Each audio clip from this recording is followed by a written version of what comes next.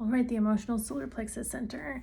This one's interesting. It's about half and half. So that means 50% of people have this as their authority. 50% of people have this undefined. If you're one of the people that have this undefined, you are drawing in the emotions from those defined people around you, amplifying them and putting them back out in the world. So this means you're basically a human lie detector if you're using this correctly. You are picking up on the feelings of people. This is where empathic abilities can come in. One of the places it can come in when you're feeling other people's feelings and amplifying them, then you can see where this can be a huge strength and a huge weakness as an undefined emotional solar plexus person. It can be a strength because then you can understand what people are feeling. It's beautiful. That gives you so much knowledge. Again, you're tasting all of these different emotions and you have this ability to get the little nuances of different emotions, especially for specific people. You can pick up on things for specific people, and that just helps them on a deeper level. But an unhealthy expression of this is that you're taking on the emotions of those people and they're not meant for you. Those emotions are not meant for you. They're meant for you to sample, for you to learn from, for you to get the gold nugget from, but not for you to keep and hold on to. They're not for you.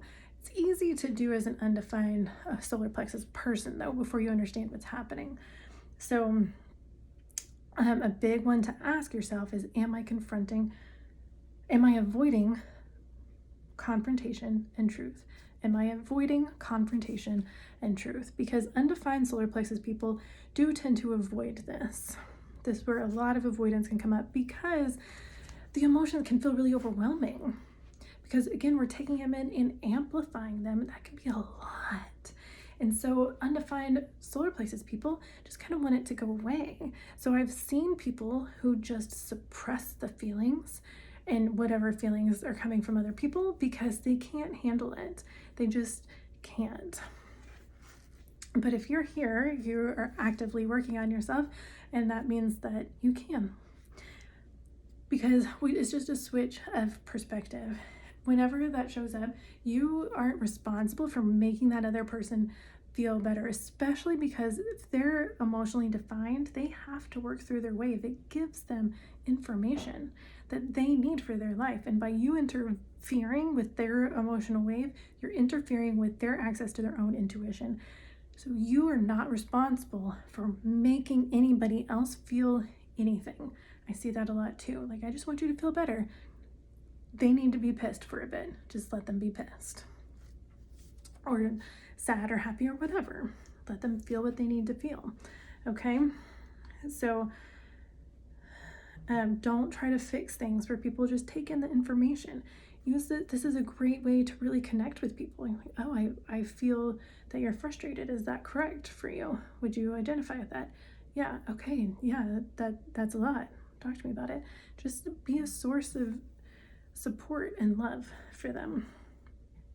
This is both an awareness and a motor center. So that means the awareness of survival, of bodily survival through the emotions, and then the motor center, it's running the emotional waves.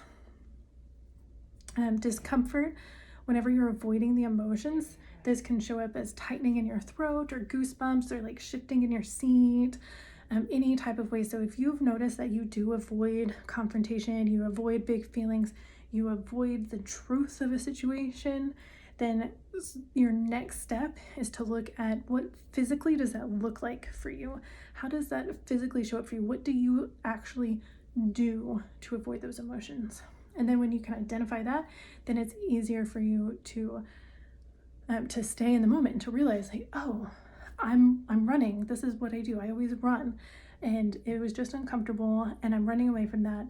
And so then you can have the awareness of that and realize what's going on and switch it.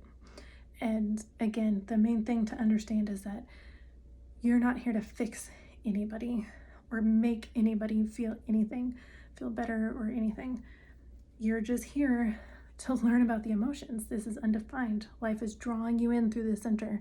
You are taking in the information and letting things flow through that art for you and getting the gold nugget out of it, the gold nugget of knowledge out of it.